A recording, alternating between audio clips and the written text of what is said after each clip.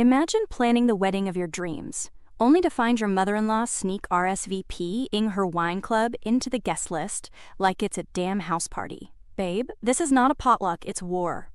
I didn't want a massive wedding. I said it a dozen times. Small. Intimate. People who actually knew our middle names. We had chosen a venue that sat 85. Elegant. Airy. Not cheap.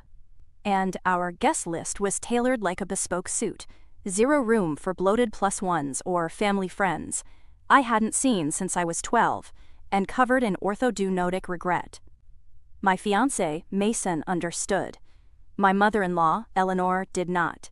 From the beginning, Eleanor treated our wedding as her curated social gala.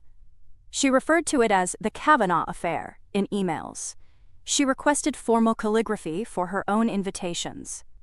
She sent me 3 different spreadsheets, labeled essential add-ons. Her essential add-ons included her Pilates instructor, her high school French teacher, who now lived in Germany, and a couple named Peter and Lizette, whom she described as founding members of our wine club and utterly divine conversation at outdoor functions. None of these people had met me. Mason hadn't seen Peter and Lizette since he was in braces. We told her no. She nodded slowly, like a diplomat accepting a ceasefire she didn't plan to honor.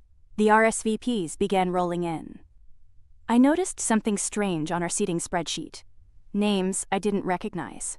2 guests had responded to the digital RSVP with, "Attending with pleasure, thank you," and even chose meal options. Names, Peter and Lizette Laurent. I confronted Mason. He hadn't added them. I double-checked the form settings, a custom Google form I had built myself. No one could edit it without access, so I checked the form history. There it was, edited 3 weeks earlier. Settings unlocked. A new additional guests field had been added and then deleted a few days later. By Eleanor's Gmail. I didn't tell her I knew. I just smiled, made a few changes to the seating chart, and moved forward.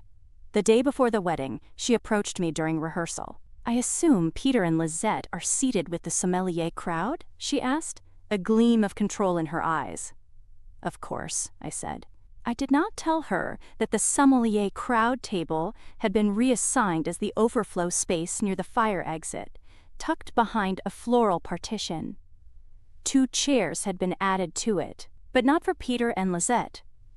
For my college roommates' kids, who were arriving last minute and actually invited. The day of the wedding, Peter and Lizette arrived 20 minutes late.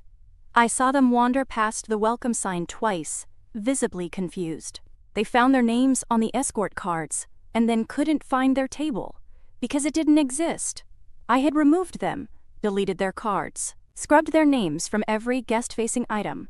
A planner intercepted them eventually, apologizing for the seating error and asking for proof of RSVP. They stammered something about Eleanor. She was summoned.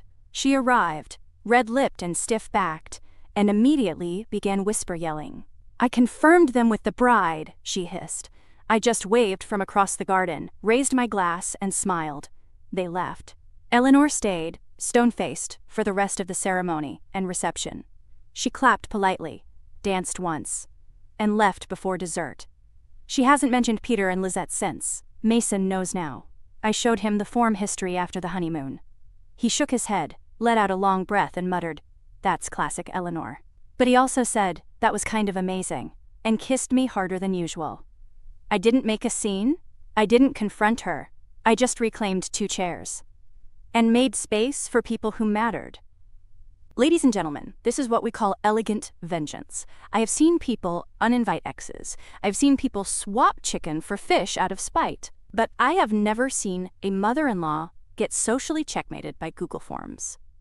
Chef's kiss. Let's talk about Eleanor real quick. Calling it the Kavanaugh affair like it's a damn Great Gatsby reboot? Ma'am, you were invited to a wedding, not co-producing a Met Gala. Peter and Lizette aren't divine conversation. They're divine extras.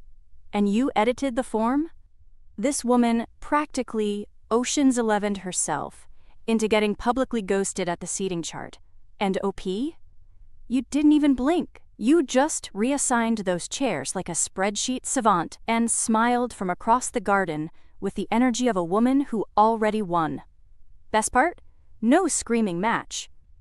No family drama blow-up, just a calm, ruthless reshuffling of reality. Power moves. Also, Mason, king. That was kind of amazing. Sir? Marry her again. For all my spreadsheet assassins out there, drop a wine glass emoji if you'd do the same. And tag your Eleanor in the comments, unless she is in your comments. Then girl, blink twice. See y'all next toast-worthy disaster.